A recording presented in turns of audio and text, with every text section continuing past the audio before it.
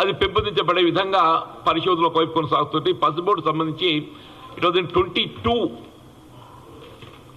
అప్పుడు కేంద్ర ప్రభుత్వం ఏదైతే పసుపు బోర్డు ఏర్పాటు చేస్తున్నట్టు ప్రకటించింది.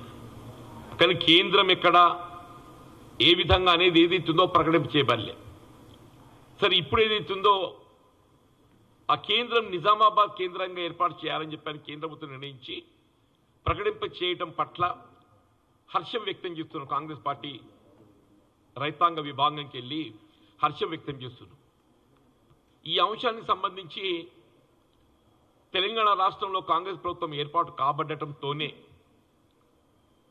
మిత్రులు తుమ్మల నాగేశ్వరరావు గారు వ్యవసాయ శాఖ మాత్యులుగా ఫిబ్రవరి 24లో వారు ప్రధానమంత్రి గారి దృష్టికి తీసుకుపోవడం జరిగింది.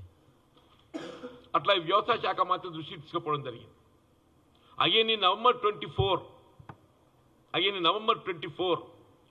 పీయూష్ గోయల్ గారి దృష్టికి తీసుకెళ్లి ఈ పసుపు బోర్డు కేంద్రం ఏర్పాటు చేయడంలో తాత్సారం కావడంతో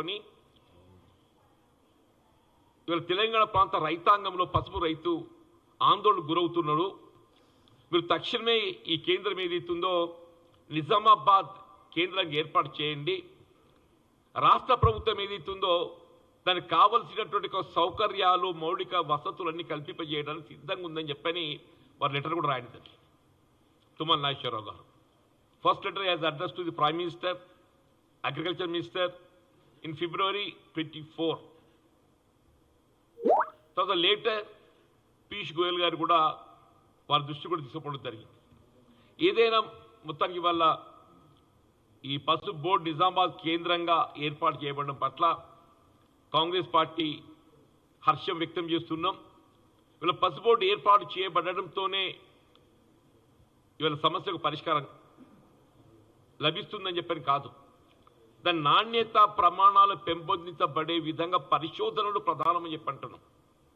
ఆ పరిశోధనల కేంద్రం ఏదైతుందో ఇప్పుడు ఏదైతే ఉమ్మడి రాష్ట్రంలో అప్పుడు వైఎస్ రాజశేఖర రెడ్డి గారు ఆ కేంద్రాన్ని ఆరంభింప చేయడం జరిగిందో కమ్మర్పల్లిలో, దాన్ని స్ట్రెంథన్ చేయవలసినటువంటి ఒక ఆవశ్యకత ఉంది. దాన్ని మరింత బలోపేతం చేయవలసిన ఆవశ్యకత ఉంది. Market facilities are also more important.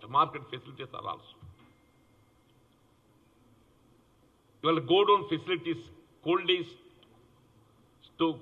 Cold storages కనీసం క్వింటల్కి ఒక 15,000 రూపాయలు లభిస్తేనే కానీ గిట్టుబాటు కాదు. పసుపు ఏదైతుందో క్వింటల్ 15,000 రూపాయలు లభిస్తేనే కానీ గిట్టుబాటు కాదు.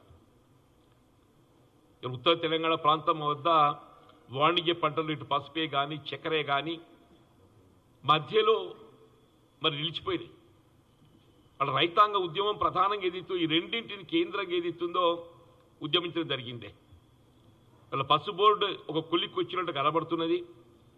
చక్కెర కర్మాగారం ఏర్పాటు పట్ల కూడా తెలంగాణ రాష్ట్రంలో కాంగ్రెస్ ప్రభుత్వం ఏర్పాటు కాబడడంతోనే పరిశ్రమల శాఖ మంత్రులు శ్రీధర్ బాబు గారి ఆధ్వర్యంలో ఒక సబ్ కమిటీ ఏర్పాటు చేయబడటం, ఆ అంశాలను పరిశీలింపజేసి వాళ్ళ బ్యాంక్ లోన్స్ అన్ని కూడా వాటిని డెట్ క్లియరెన్స్ చేయడం జరిగింది.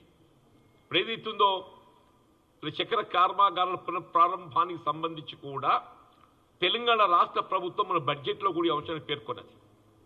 This government has committed for reopening of the sugar factories. ఈ రెండు వాణిజ్య పంటలు ఈ ఉత్తర తెలంగాణ ప్రాంతానికి సంబంధించిన రైతాంగానికి కొంత ప్రోత్సాహం కలిగిస్తాయి. ఇలా వరితో పాటుగా కేవలం ఒక వరిపైనే ఆధారపడకుండా పంటల మార్పిడి ఏ విధంగా కావాలని కోరుకుంటామో ఆ పంటల మార్పిడిలో భాగంగా ఏదైతుందో ఇవాళ పసుపుతో పాటు మొక్కజొన్న మనం సాగు చేసే అవకాశం లభిస్తుంది అంతర్ పంటగా. దాంతో పాటుగా ఇవాళ చక్కెర షుగర్ కేన్ అది ఆరంభమైతే చక్కెర ఫ్యాక్టరీ ఆరంభమైతే రైతాంగానికి అది పెద్ద ఆసరాగా ఉంటుంది.